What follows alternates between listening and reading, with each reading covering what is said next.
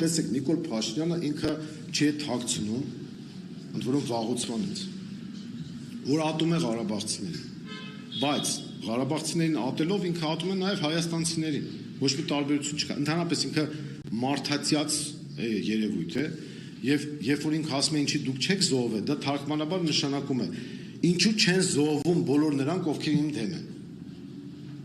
Ամբողջ խնդիրը դա է, ինքը այդ մաղձը թափում է, որ նյարդային վիճակից ելնելով մաղձ է թափում հայ ժողովրդի հասցեին եւ ասում է ինչի դուք չեք զոհվել։ Իսկ այս տիպի գործողությունները, այդ որ իրանք շոուներ են բեմադրում, սա էլ է շոուի մաս իր կողմից։ Ասեք պետական դավաճանության մեղադրանք տալ, սա նման է Հիտլերի կողմից Ռեյստագի այրմանը, երբ որ ինքը իշխանության հարցեր ուզում լուծեր, ինքը Ռեյստագը այրեց,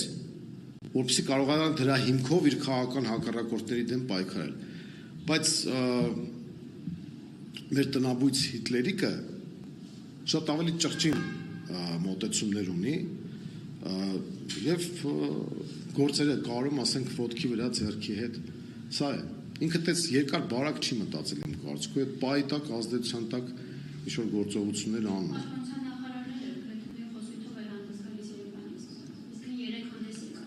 Դե հիմա գիտեք ինչ 16 թվականի ապրիլյան քարորյա պատերազմին դրանք մայիսին են մասնակցել ու խոսում են թե դուք ինչի չեք զոհվել։ Մայիս ամսին գնացել են մի քանի կիլոմետր հեռու ինչ որտեղ խրամատ են փորել,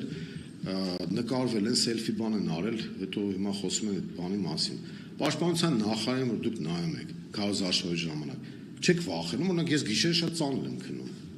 Իր վարքագիծը նայում եմ, իր տեսակը նայում եմ, իր խոսույթին հետևում եմ ու ասում եմ ես մարդը մեր պաշտպանության նախարարն է։ Մենք պետք է բոլորս ծանր ապրումներ ունենանք։ Այդ մարդը բացարձակապես կապ չունի պաշտպանության նախարարության հետ։ Եվ ընդհանրապես ովքեր են իրենք։ Այս որտեղից բուծվեցին։ Սրանց հատուկ գտնում են Զելենսկուն կհիշեք այդ մամլոխոսնակը օրերս որ հարցազրույց տվեց։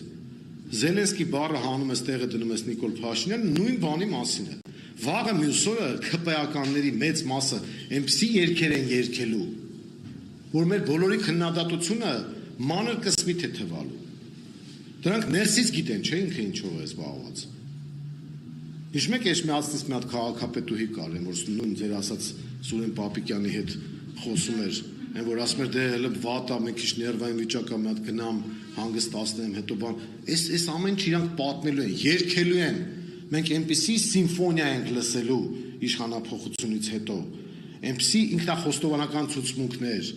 այնպիսի գործողություններ ենք տեսնելու,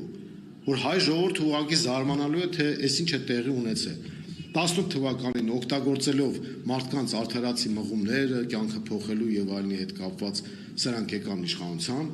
եւ եթե հիշում եք կեղծիքը հենց այդ հեղափոխություն կոչվածի օրերին եղավ Աբաջանի կեղծ պապիկ, կեղծ երևույթներ, սուտ, կեղծիկ եւ այլն, այս ամեն ինչը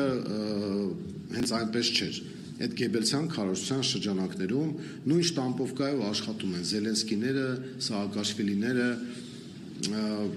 Ես ասեմ Նիկոլ Փաշինյանը լավագույն ճակատագիրը Տիխանովսկայինը կլինի, Բելարուսից մի հատ տիկին կար, որ բերել էին այս քանի օրն էլ այստեղ տեսնում էին։ Գիտեք ինչ, եթե ինքը պատրաստ է փախնի, որ Հայաստանի Հանրապետությունը ողջ մնա, թող փախնի։ Ես դրան էլ դեմ չեմ։ Չնայած մեր ցանկությունն է, որ ինքը արդարադատության առաջ կանգնի, բայց եթե ինքը իր մնալու եւ իր կաշին փրկելու համար կործանելու է Հայաստանի Հանրապետությունը, ավելի լավ է թող ռադիկաշի գնա, ասենք, դա էլ է տարբերակ։